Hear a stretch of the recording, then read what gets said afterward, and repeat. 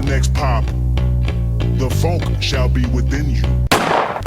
Folks, you're going to want to keep that energy rolling because your next comedian, keep it going, get hyped up.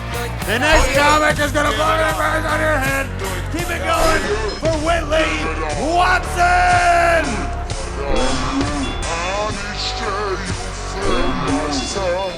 Hello, everyone. I took the train over here, and I was on the train. I was trying to do some reading, and I read this really crazy article. Apparently, scientists have figured out how hard a dinosaur can bite, which is so wild because my aunt has had cancer 3 times. I feel like when it comes to how hard a dinosaur can bite, we could just stop at, like, very hard. Maybe funnel those resources into some other things.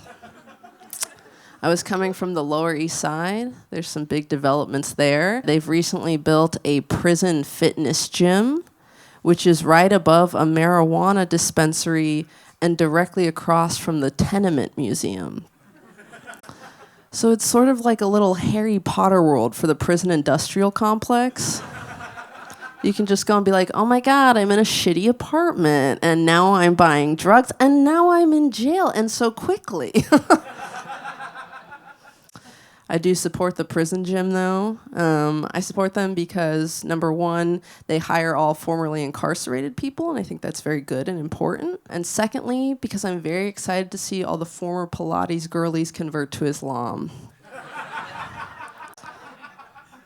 I'm kind of old-fashioned. That appeals to me. Yeah, I'm pretty old-fashioned. I feel like culturally we just need to reset. We need to kind of go back. Not that far, just to like... Do you guys remember when Chet Hanks was releasing a new statement or video every day, ISIS style? Just like back to that. A lot of people, they don't like Chet Hanks. They're like, ugh. But I kind of like him. I think he's good. What I like about Chet Hanks is at least he's honest about what's happening, right? He's not like, oh, I'm just doing TikTok voice. He's like, no, I'm pretending to be a black person. That's my hobby. That's what I like to do. Better than some other celebrities, Ariana Grande. Right now, Ariana Grande is kind of asking like, oh, can a pop star do musical theater? But what she used to be asking was, what would we do if Rachel Dolezal had been super duper hot? Would we have just rocked with it? Chet Hanks, in comparison, I think he's like the least dangerous of all the... I've been told I'm not allowed to say wiggers anymore. When did we decide that? Who are we helping with that one? The wiggers? I can say wiggers because I'm a mulatto. Yeah, don't clap, that's a slur. You guys know what a mulatto is? You, sir, you want to scream that out? No, don't worry about it. Don't worry about that. Mulatto is just when you're white and black at the same damn time. My main experience of that is, the classic thing is like people coming up and being like, oh, what are you? And some people hate that. I personally love it. Especially it's like a pickup kind of club, romantic situation, because there's no 2 topics that are sexier than race in America and my parents. I love getting horny, thinking about my parents fucking to make me, and then later being denied an apartment over it. That's kind of a sexy mood. People will use the race angle to hit on me. I'm getting it now in DMs, and anybody, no matter who you are, when you get a DM, someone sliding to your DMs, they're not bringing you new information, right? Someone slides into your DM, they're like, oh, you got a fat ass. They're like, great job, Detective Pikachu. That's wonderful. You solved that one. But I'll get guys who come in and they want to describe my face to me like I've never seen it. So I had this one guy message me, and he was like, you look like a Caucasian mixed with an East African albino. Unique AF. I was like, I feel like Caucasian is doing enough work that we didn't need to add albino. but okay. It is crazy. Another guy messaged me. He said, I'm going to call you Chocolate Anne Hathaway. I was like, this is the most undeniably racist thing that has ever flattered me. The main thing for me that being biracial boils down to is constantly having to explain to both my black family and my white family that they gotta stop saying Orientals. It's out of date, it's inappropriate, it's almost never relevant to what we were talking about in any way. Sex laws in this country are really crazy. They basically boil down into kind of like two divisions. There's like two the same, which is like incest and gay, and then there's two different, which is basically race mixing and pedophilia. And basically, depending on where you are in the political spectrum, you get to kind of like mix and match into a combo meal. So like, you know, all you New York liberals, you just kind of want to have like a multi-ethnic, pansexual orgy. Meanwhile, all the conservatives just sort of want to join their 13-year-old cousin in spiritual union, right? And there's other combinations, but they're just less prevalent. So you have gay incest, which is basically just the Property Brothers. And then interracial pedophilia, I was going to look up a example, but I don't love comedy that much. Oh, wait, this reminds me, follow this. Okay. So we were talking about race earlier. I think one thing, we all agree you shouldn't play another race in a movie, right?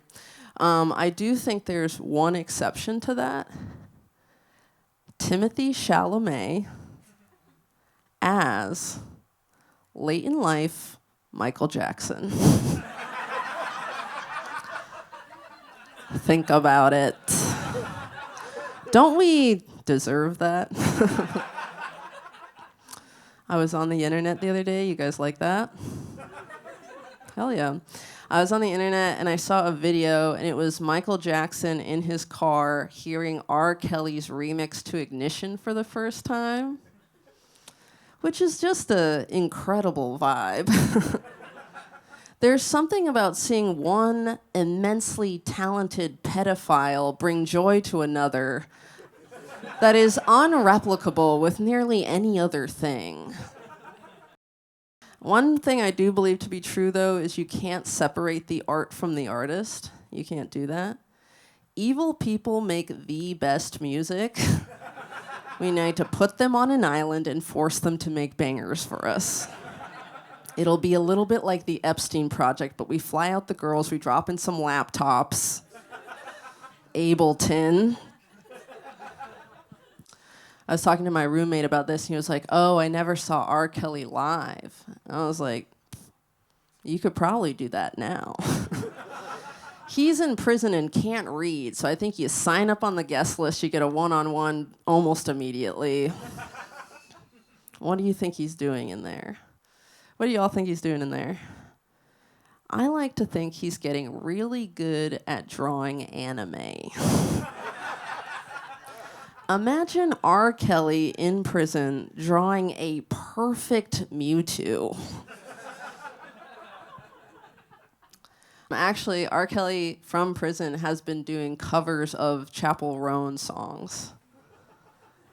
Yeah, that is not true, but it would be incredible. Poor Chappell Roan, she's already getting so much heat from everybody from not endorsing Kamala, and then R. Kelly comes and is covering her songs, and she's just like, black people are ruining my life.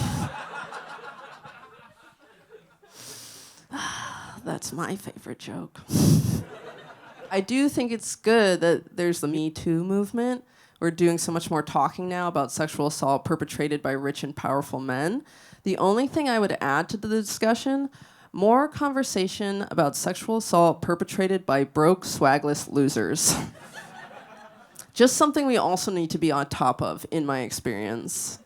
But this might be like kind of a me problem because I am attracted to visibly evil men. My type is very specific. Have you guys ever seen the posters where it shows the evolution from like an ape to a human being? You just basically take the man from that and you go one back.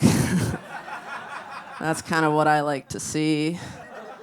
My type, I was on my phone the other day and I was scrolling and I came across a picture of Alec Baldwin, okay? But there's a piece of lint on my phone, so it made it look like he had a stud earring. A while back, I was in a really toxic relationship, which I guess is my punishment for wanting to fuck an evil guy. The one thing I liked about it, it was very sexual. And I told him that one time, like, oh, I like that our relationship is, like, very hot, very kinky. We're both into, like, BDSM. And he was like, I'm not into BDSM. And I was like, oh, interesting. Why, in your mind, have you been hitting me in the face? What's going on there? I really worked hard in that relationship. You guys Redditors here? A few brave souls. I used to go on Reddit a lot for relationship advice. You ever do that? You have an impossible problem with a partner, and you're like, I wonder if a 14-year-old Nazi would have any insight into this. Would they know what to do? But we did eventually break up, and so, you know, when you break up, you have all this time. You have to figure out what to do with it. I would go to the dog park a lot. I don't have a dog. I would just kind of take a Frisbee and fuck shit up. Any weed smokers in the crowd? Ooh, yeah, I smoked a ton of weed and came up with a genius idea for a rice cooker. It was not like a new invention. It was just the idea of me owning a rice cooker. Just like perfectly hot and ready food the moment I remember I'm cooking. And I also read the book that the guy who killed Osama bin Laden wrote about how you should make your bed every day. So I kind of got through that. But I do find it a little bit harder to date because I struggle with codependency. We know what that is? Codependency is when instead of being addicted to something cool like heroin, you're just addicted to a dude named Devin who is not nice to you. A therapist once told me that I spend a lot of time in survival mode, which is like sicko mode, but also different. It is also a different thing. Some people will say the reason I have so much trouble with dating is because I have daddy issues. For those aren't familiar, the idea is that if you grow up without a father, you'll end up really fucked up. So if you're a man, you'll be a criminal. If you're a woman, you'll be a slut, which is, of course, the female version of a criminal. You know, the boys are out there knocking over corner stores, shooting people in the head. I like to come a lot. That's bad, too. But I don't think I have daddy issues because I think the idea with that is you're constantly looking for a strong father figure. And I don't think that's how you end up dating a guy who lives in a crawl space for 9 months. 2 years later, you're sitting up watching an Instagram story and he's trying to identify a weird chair he found in a Minneapolis strip club. And you're like, it's a shoe shine stand, you dumbass.